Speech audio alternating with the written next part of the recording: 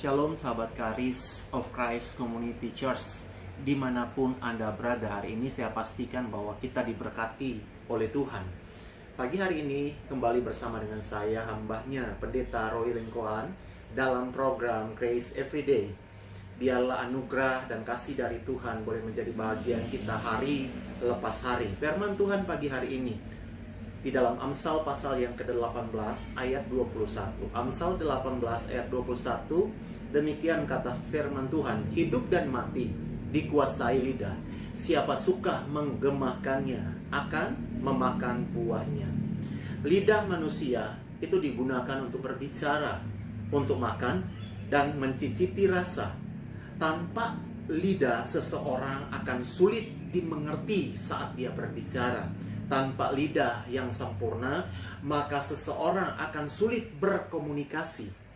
Selain itu, saudara yang diberkati Tuhan, Tuhan menciptakan lidah dengan maksud agar manusia dapat memujinya, dapat menyembahnya, dan berkata-kata kepadanya.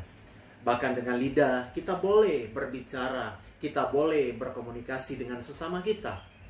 Yakobus dalam suratannya kepada jemaat-jemaat yang ada pada masa itu, bahkan kepada setiap kita hari ini, dia memberitahukan kita tentang lidah. Bahwa walaupun lidah itu adalah anggota kecil dalam tubuh, namun dapat membegahkan perkara-perkara yang besar. Lidah bagaikan api, kata Yakobus, yang dapat membakar hutan yang lebat. Ia bahkan sesuatu yang sangat buas, bahkan terlalu sulit untuk dikendalikan. Itulah sebabnya di dalam Amsal, dalam firman Tuhan memperingatkan kita bahwa Amsal 13 ayat yang ke-12, siapa yang menjaga mulutnya memelihara nyawanya, siapa yang lebar bibirnya akan ditimpa kebinasaan. Hati-hatilah kita berbicara. Kita semua digambarkan, boleh saya katakan, seperti kaca di depan kita. Dengan ucapan kita bisa memantul kembali kepada diri kita. Nah, mengapa lidah atau perkataan kita perlu untuk dijaga? Jika ada seorang menganggap dirinya beribadah, kata firman Tuhan, tetapi tidak mengekang lidahnya, maka dia menipu dirinya sendiri. Maka sia-sialah ibadahnya. Setidaknya ada beberapa hal yang perlu kita ketahui yang dikatakan firman Tuhan. Kenapa lidah kita, ucapan kita, perkataan kita perlu untuk dijaga? Di dalam Amsal 13 ayat yang kedua bagian awal dikatakan demikian. Dari buah mulutnya seseorang akan makan yang baik. Perkataan Anda adalah benih yang dapat ditabur dan akan berbuah mengikuti Anda. Setiap pohon, kata firman Tuhan, dikenal daripada buahnya. Memperkatakan firman Tuhan, perkataan yang positif, perkataan yang baik dan benar, itu sangat mempengaruhi kehidupan kita. Perkataan firman Tuhan akan membentuk kehidupan kita. Dari yang tidak ada menjadi ada. Yang kita tidak tahu, kita akan mengerti dan memperoleh hikmat di dalamnya. Dari yang kita lemah, kita menjadi kuat. Dari yang kita sakit, kita menjadi sehat. Dengan perkataanmu akan menentukan kehidupanmu. Selanjutnya, kenapa kita harus menjaga lidah kita? Apa yang dikatakan oleh firman Tuhan? Di dalam 1 Petrus pasal yang ketiga, ayat yang ke-8 sampai yang ke-10, di situ dikatakan, siapa yang mencintai hidup dan mau memelihara hari-hari baiknya, ia harus menjaga lidahnya. Perkataan Anda menentukan hidup Anda.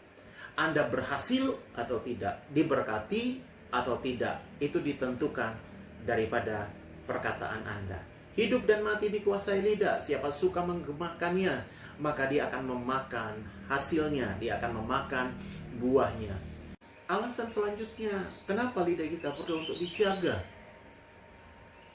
Alkitab bilang di dalam Matius pasal 12 ayat 36 sampai ayat yang ke-37, di situ dikatakan setiap kata-kata yang sia-sia yang diucapkan orang harus dipertanggungjawabkan pada hari penghakiman. Karena menurut ucapanmu engkau akan dibenarkan, dan menurut ucapanmu pula engkau akan dihukum. Oleh sebab itu, saudara yang diberkati oleh Tuhan, perkataan kita selama hidup merupakan bagian penting dari kehidupan.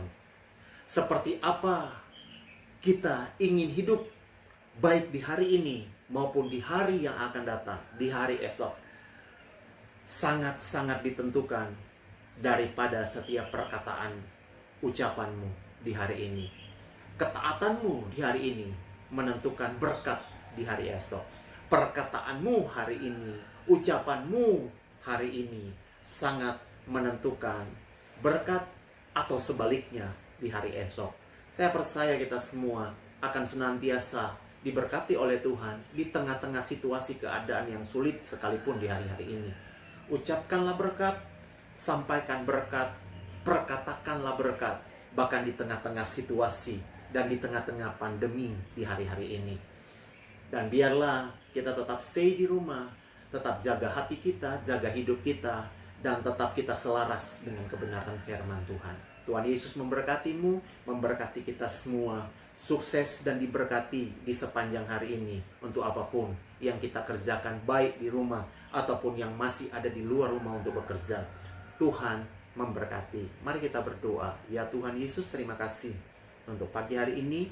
Firman-Mu meneguhkan kami bahwa sungguh hidup dan mati kami itu sangat ditentukan oleh perkataan kami, sangat ditentukan oleh ucapan kami.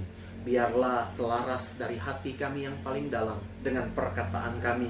Kami memuji, kami menyembah, bahkan kami berkata-kata yang baik dan benar di hadapan Tuhan dan manusia. Berkati kami hari ini dalam nama Tuhan Yesus Kristus. Haleluya. Amin. Shalom. Tuhan Yesus memberkati. Amin.